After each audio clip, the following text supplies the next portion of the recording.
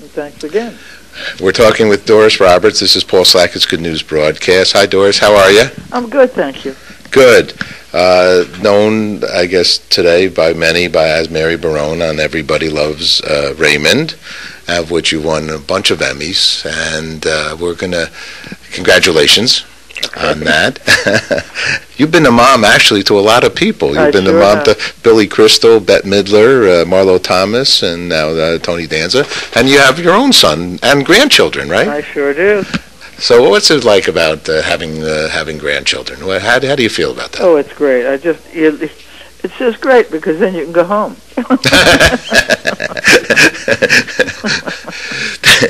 You've had such glorious roles over the year. Well, we're going to talk about, and here's another, is a friend for us, actually, Debbie Macomber. She's a best-selling author. We've interviewed her many times, actually, because she's good news and positive-minded. And in fact, we just interviewed her about her knitting and her latest book, and she had an extraordinary 4-day hometown event in her Port Orchard in Washington.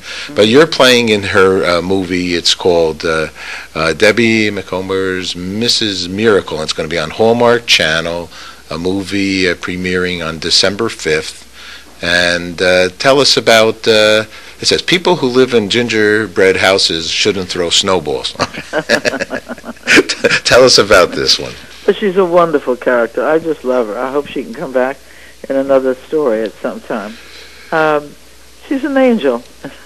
Okay. But she's very down to earth, and she tells it like it is. And she'll say, "Act like you have faith, and it will happen. If it doesn't work, fake it, baby."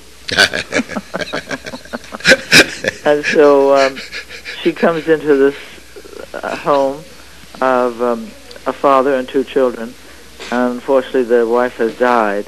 And she comes in with love and attention and knows how to get things done, and she changes their lives. And she's wonderful. Instead of a Scrooge for Christmas, you have Mrs. Miracle. And I think her name is like Emily Merkel. Right. But the kids call her Miracle, Mrs. Miracle.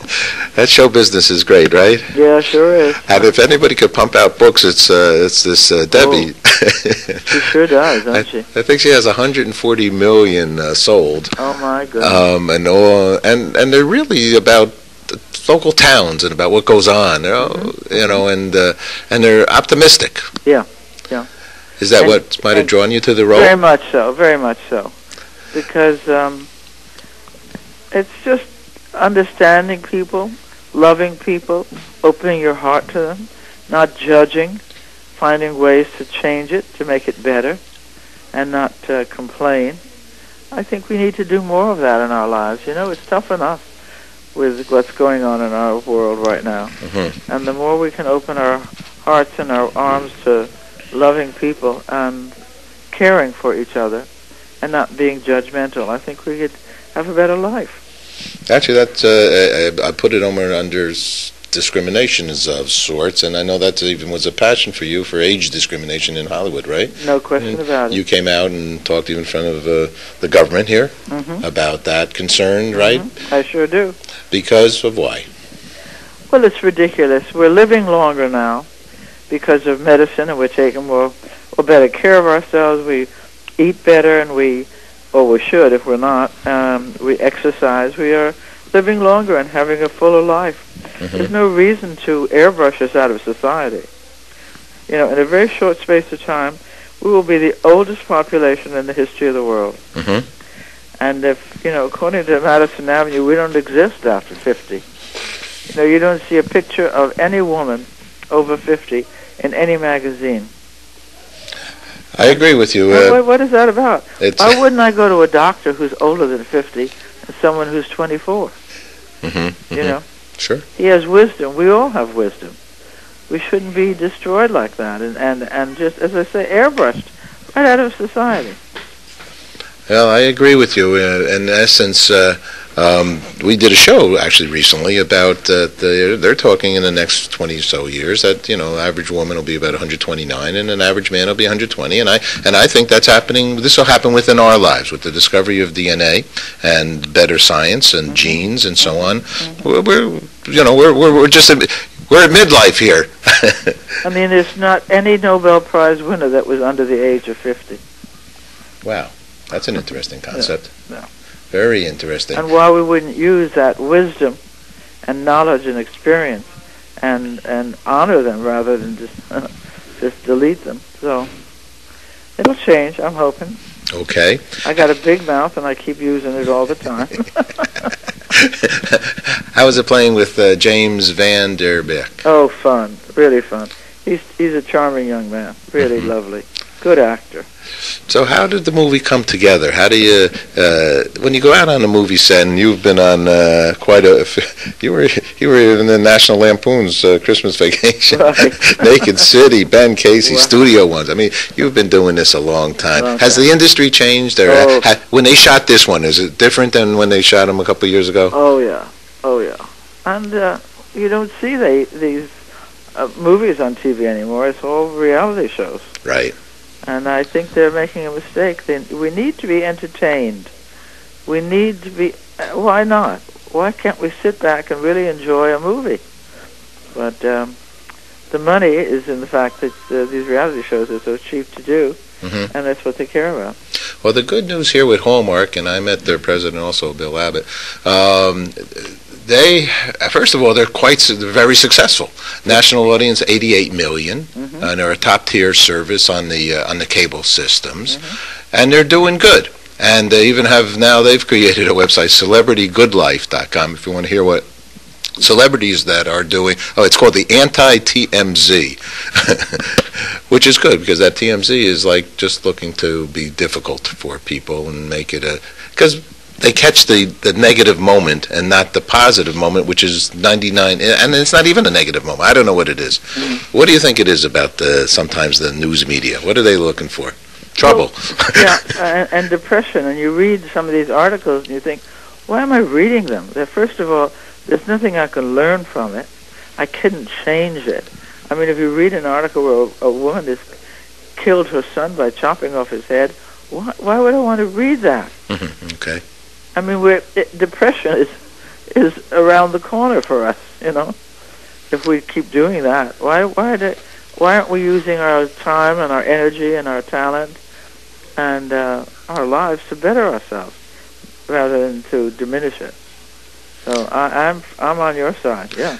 So Mrs. Miracle, written by phenomenal Debbie here, is a good thing, especially around this season, right? Oh, absolutely. It's a lovely Christmas story. It's a lovely story any time of the year, but it happens to be a Christmas story. I don't know about you, Doris, but I just was reading this and I was crying a little because just the text, the premise of somebody finding somebody and in essence living happily ever after, that happy ending, or especially after losing somebody, having somebody. There's this it's got to tug at someone's heart and show happiness. Right. And we've all gone through it. I've lost my husband, and there was a time to mourn, and I did that. And then there's a time to put the coffee cup down, get off the chair in the kitchen, and get back into life. It won't be the same, but it will be life, and life is wonderful. And you look for that and make it wonderful. Turn, turn, turn, I think they say.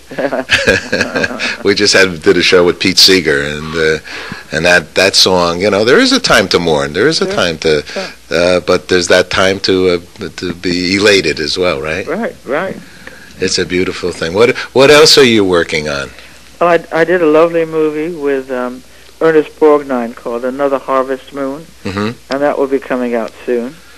I did a movie called Aliens in the Attic, and that's you get that on DVD now. I play a grandma who is zapped by little aliens who are less than 2 feet tall.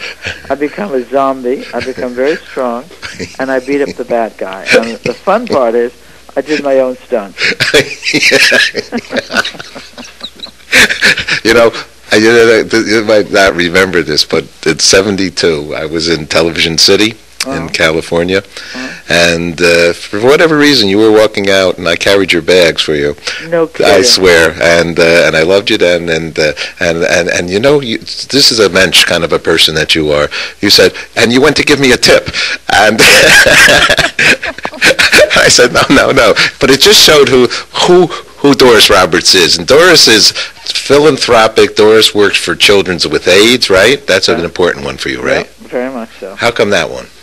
Well, children don't shoot up, and children don't have sex, and they're a victim of somebody else, And it's a wonderful organization. We call it CAF, Children Affected by AIDS Foundation, and this is children who are either infected or affected, that their parents have it, or they're infected with the disease itself. And we've been doing it now for, it'll be 18 years coming up. Wow. Yeah. That's high. It sure is. Which means good health, right? And especially good health to those that really didn't deserve to receive what they got. Absolutely. And that's where you say, you're such a big hit out in the Hampton. When you come out to Gurney's Inn, our friends over there who have been good friends with us, they said, oh, tell Doris, come on out. I wish I could. I would love to. But you've been busy. Yeah, oh yeah. It sounds like. What do? You do jumping jacks in the morning? What keeps you so healthy? Well, I do exercise, but it's an attitude. It's an attitude. Mm-hmm. If you wake up and you got a pain in your back or your leg or your whatever, you're alive. That's really good, isn't it? That you could feel it. Yeah. So, and each morning you appreciative of that. I am. Yeah. I am. So life is good. Life is good, yeah. And good news for you, Doris, is? Health. Health is the wealth. Yeah, there sure is. It's all beautiful. So the movie is coming, and it's going to be on the Hallmark Channel, and it's on December 5th. Mrs. Miracle. It's an original movie. It's a good news movie. It's a good news channel. And Doris Roberts is the super good news as well. You're a tribute to humankind, and keep working, keep doing all the good things. We're really crazy. The whole place here, when I told them we're talking with you, they're all like, you have such a fondness developed from you exuberate happiness. Oh, good. How sweet. That's lovely. Thank you. Thanks, Doris. Thank you. Nice to see you. Okay. Bye-bye. Bye-bye.